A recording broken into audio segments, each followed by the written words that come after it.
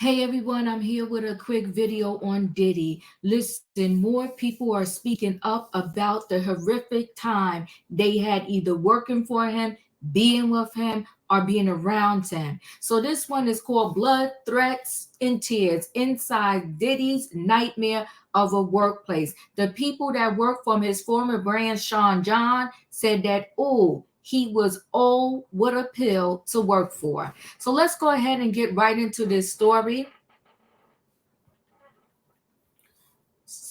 Blood, threats, and tears inside Diddy's nightmare workplace culture of fear. So, five ex-employees of Sean Diddy Combs' companies state that the rapper's allegedly abusive tendencies extended to the workplace, including face grabbing and violent threats. This month, the world witnessed surveillance video that would forever change whatever reputation remained for Sean Diddy Combs. The undeniable imaginary of Combs beating his ex-girlfriend Cassie in a hotel hallway left no doubt in the minds of anyone who watched it that the hip hop star was at the very least an abuser. Combs had already been accused of a slew of horrifically violent behaviors after Cassie alleged that she suffered beatings, psychological torment, and more at his hands in a lawsuit against him last November. Since then, six more suits have emerged alleging the rapper and former band mogul engaged in assault, forcible drugging, and even ST operation. Now, five former employees told the Daily Beast the rapper allegedly abusive tendencies in his personal life extended to a disturbingly toxic work environment. Former employees of Combs' lifestyle brand Sean John and Blue Flame, I don't remember Blue Flame, has now shuttered advertising and agency recalled erratic behavior while in Combs' employ, including instances where he grabbed, berated, and threatened them. The former staffer spoke to the Daily Beast under the condition of anonymity out of fear of retribution. One female Sean John ex-employee shared a harrowing account about a time Combs grabbed her face following a disagreement about a creative decision. He didn't like that I wasn't agreeing with him, and he wasn't interested in hearing my point of view, the former employee recalled. Inside's Combs allegedly began to yell and compared himself to a renowned fashion designer. When you speak to me, you should imagine that you're talking to Karl Lagerfeld. She recalled Combs telling her, anything I say, assume that it's coming from Karl Lagerfeld. At that point, I didn't have a response to that. And he reaches out and he grabs my face, she added. He put one hand on both sides of my cheeks and says, stick out your tongue. And then he squeezes my face harder and yells at me to stick out my tongue, forces his hands on my face.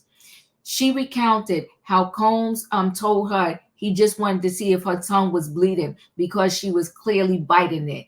I started looking for a job immediately after that moment, she said. I just wasn't interested in being there to deal with that kind of treatment. You have to really idolize him and see him as an icon. I didn't. I was just there to do my job. The former staffer was one of several who told the Daily Beast that they weren't shocked by the disturbing surveillance video released earlier this month, showing Combs assaulting Cassie in the hallway of a Los Angeles hotel in 2016. After CNN published the footage, the rapper apologized, telling fans, I hit rock bottom. I make no excuses. My behavior on that video is inexcusable. I take full responsibility for my actions in that video. Page 6 later reported that Combs was incensed that the hotel footage didn't tell the full story, according to an insider. I'm sorry that it took this long, the ex-staffer said. I hope he gets what's coming to him. That was him back when the Fashion Week probably. Oh, look at Mama Combs is over there cheering him on. Another former employee told the Daily Beast that he was fired after making eye contact with Combs, visibly expressing disappointment when the mogul showed up hours late for a meeting. From the employee's perspective, Combs took the look that I gave him personally. There was erratic behavior. There was definitely what I would consider mental abuse, how he spoke to us as employees, the person said, adding that he often worked from 7 a.m. to 11 p.m. because Combs demands the culture of fear the rapper had created in the workplace. There was a lot of profanity, kind of aggressive, in your face, physically in your face kind of stuff, the employee said. The former Sean John employee said the work environment was like the Game of Thrones, with everyone walking on eggshells and some colleagues throwing others under the bus to stay in Combs' good graces. The employee added of their time at the company, when people ask me about it, I always tell them it was the worst experience I had in my life. In one meeting, the employee recalled the designer informed Combs his team was inundated with work and couldn't complete a specific project. Combs, then known as Puffy, stopped in the middle of my presentation, told him he wasn't inundated with shit, and to say it one more effing time, and walked up to him face to face, lip to lip, and said, "Say it one more time, MFer." Whew. The ex-employee continued. He felt as though he should have never questioned and never be questioned. And what he says is what it is. During one episode at Fashion Week, his relationship with his boss changed for good. After inquiring with Sean John CEO Jeffrey Tweedy about whether an unidentified woman at the event was Combs' girlfriend, the employee said the rapper seemed possessive over his girl pal. He said Tweedy replied in a huff, "You can't ask questions like that. What are you doing?" Then Puff came over and didn't even look at me and said, "What did he say?" And then Jeff said to Puff, "He was asking about your girl." Combs, the employee claimed, glared at him, shook his head, and walked away. That night, before the employee left, he thanked Combs for the invitation. He claimed the rapper grabbed him very forcibly, walked him to the elevator, and declared, "We want this to work. We want this to work out. You can't ask questions like this. This is New York." While this employee said he didn't see Cassie at the office often enough to witness any of the violent treatment she described in her lawsuit, he said the infamous hotel video was not a shock at all. Yet another former Shondan employee recalled how Combs oversaw the company through fear. One company director was so terrified of the rapper turned mobile that he'd leave the building every time Combs arrived, the former staffer claimed. Turnover at the company was high. A marketing director might have lasted only 6 months. The ex-employee also echoed the toxic work culture that others described firsthand. In fact, they said there was a specific term used around the office, catching a brick, for when a staffer became a target for Combs. Eerie. It was as if walking down the street and somebody randomly threw a brick at your head out of the blue, the former Combs employee said. Out of the blue, if he was unhappy with something that you might not have done, but he thought you did, you caught a brick.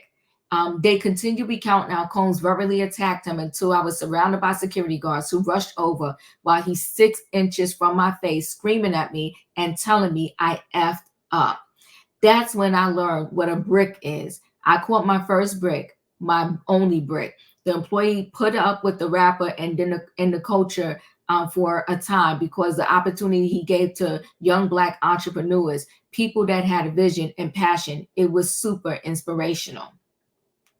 For this former Combs employee, the Cassie video did come as a shock. I was surprised by the level of violence that he had toward Cassie in that video. I didn't see his anger going to that level. I really didn't. I wouldn't have stayed had I known what was going on. I'll tell you that much. Cassie settled her November lawsuit accusing Combs of R and beatings a day after it filed. While her lawsuit accused Combs of ST and S battery, it also included claims for SH, gender discrimination, and hostile work environment.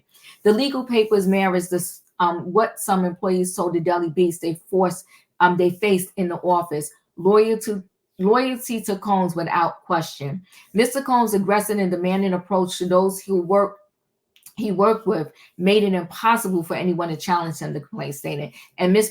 Victoria soon learned that Mr. Combs insisted on blind loyalty from everyone in his inner circle.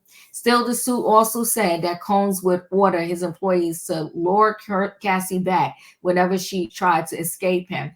Throughout their relationship, Mr. Combs was prone to uncontrollable rage and frequently beat Ms. Victoria savagely, the complaint added. These beatings were witnessed by Mr. Combs' staff and employees of Bad Boy Entertainment and Mr. Combs' related businesses, but no one dared to speak up against the frightening and ferocious boss. A former Blue Frame employee echoed the experience of those who worked at Sean John. There was a lot of cursing, a lot of talking to people crazy, a lot of calling women bees, saying F you or stupid, or I'll fire you, all you bees right now.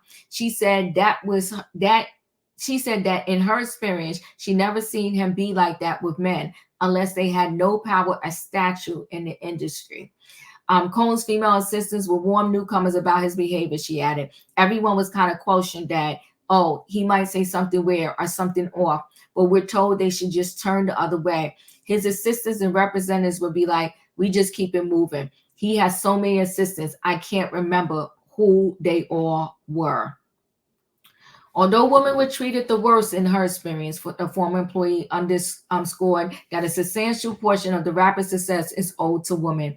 I think the public persona of him, that is, around a lot of men, but a lot of women have made him money, she said. He has a lot of power, but I don't think a lot of people understand how many women work for him. The former employee specifically referenced Cohen's executives, Dia Sims, Erica Koo, and Erin Harris as examples of powerful women who collectively have been critical to his growth.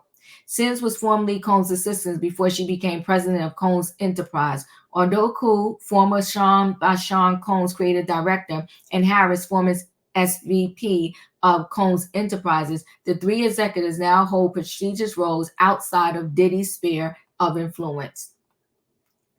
I can't say that these women are pushovers, she continued. They are effing brilliant, if you ask me. But I will hope that power didn't come at a cost of them turning a blind eye to other people's suffering. Sims, Koo, and Harris did not respond to the Daily Beast's request for comment.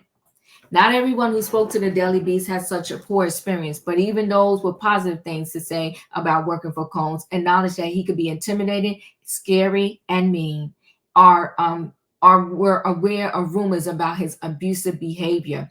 One person who worked closely with Sean John and Combs, and who was provided to the Daily Beast by Combs representatives in lieu of an official statement, said above horror stories, we're simply not the experience that I had. Despite his net positive time working for Combs, the former employee asked to remain anonymous because no matter what side of the argument I'm on, there's no benefit for me, and it would be very detrimental to my personal life and career if I'm identified. Whew. I don't think he was exceptionally crazy, he said. It was intense work. The hours were not normal, but I spent so much time up there at Sean John, and I never heard any of his stuff, he said, adding he never seen Combs talk down or be aggressive with an employee. He could be intimidating and scary and mean, but there was always this underlying professionalism to him, he added. You felt like he was pushing you to get the absolute best, last little bit out of you. Another former employee at one of Combs' companies, who asked to remain anonymous in order to speak freely about her experience, also said the rapper treated her well. He lives up to everything, she said, referring to his standards and successes as a businessman. However, she added, you learn to understand what you are dealing with. Before she took the job, she was warned that Combs was unconventional to work with, but actually ended up liking him. We had to learn to get along together, she explained. The insider did say that the workplace was full of rumors that his Combs' relationship with Cassie was volatile. After seeing the hotel video last week, the former employee said she washed my hands of the mobile. I'm done, she said. I didn't even listen to the apology. It's not worth my time. The latest lawsuit against Combs filed last week by April Lamppost accuses him of battery in SA in the 1990s. And just this week, CNN reported that Combs' accusers would appear before a federal grand jury as the U.S. Justice Department potentially seeks an indictment against the rapper. One of former Sean John employee told the Daily Beast she was disgusted by the hotel surveillance video. The video disgusted me as both a woman and someone who used to take pride in working at Sean John, she said. I'm shocked because he has always claimed to be a God-fearing person, but there is no God in abusing women you claim to love. With additional reporting by Josh, and so that's pretty much it, guys. It's not shocking. I've really met a person that can compartmentalize their behavior when it's that extreme. Like they in the house just beating down on their partner, or wherever they go, they're beating down on their significant other. But when it comes to them being at work, they're not aggressive. They're just this docile person that doesn't show that particular type of personality. I think as we go along throughout this year, and the more stories we hear, it's just going to get more horrific, more salacious, and even sadder. Listen, guys, chat with me in the comments, and when I get an opportunity, I will chat back. What do you think about this latest addition to the Diddy saga of people from the Sean John company speaking out and saying that, you know what, he's a beast. He was scary to work for him. I'm not saying anything against the other people, but I'm gonna say this against the person that said, you know what, you grab my face, I'm good, I'm out, I'm gonna find me another job because this is not worth it. Listen, guys, thanks for watching.